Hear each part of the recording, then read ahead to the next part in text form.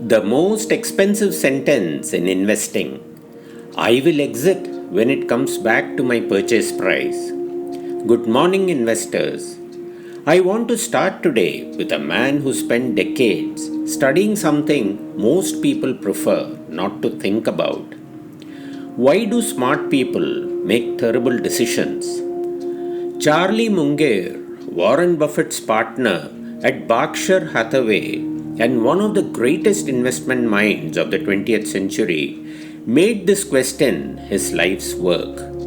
In 1995, he delivered a landmark speech at Harvard Law School titled The Psychology of Human Misjudgment. In it, he identified 25 cognitive biases, 25 specific, predictable ways that the human mind fails us when we need it most. One of them was anchoring bias, the tendency to rely too heavily on the first piece of information we encounter and to make all subsequent decisions relative to that number, even when that number has no logical bearing on the decision at hand. 30 years after Munger's speech, this bias is quietly costing Indian mutual fund investors a fortune. In two very specific, very common, very recognizable ways. Anchor 1. The purchase price trap. Let me ask you something. Have you ever said this or thought it? I will exit this fund when it comes back to what I paid for it. If you have, and most investors have, you have experienced anchoring bias in its most expensive form. Here is the truth about that sentence. The price you paid for a fund is completely, entirely, 100% irrelevant to what that fund will do next. The market does not know what you paid. It does not remember. It does not care.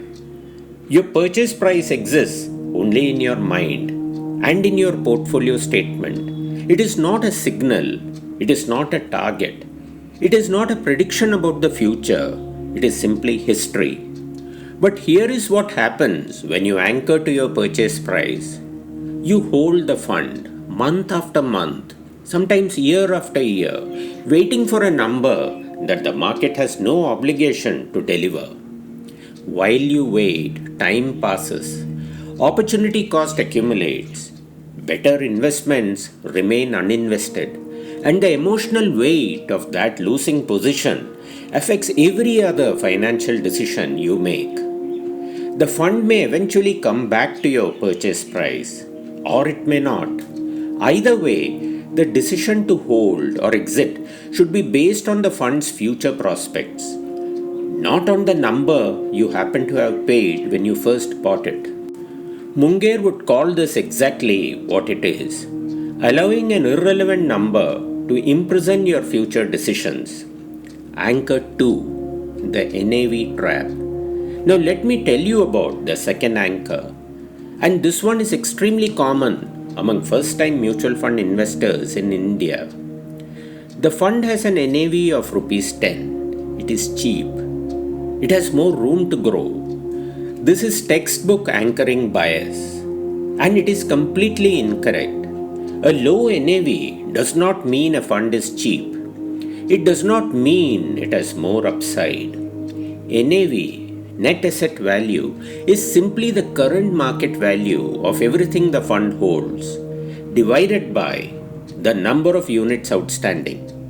It reflects past performance, nothing more. A fund with a NAV of Rs 10 and a fund with a NAV of Rs 500 can deliver identical returns going forward. The starting NAV has zero bearing on future performance. Think of it this way.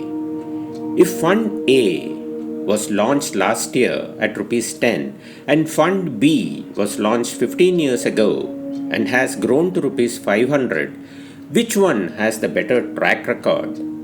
Almost certainly Fund B. That high NAV is not a barrier.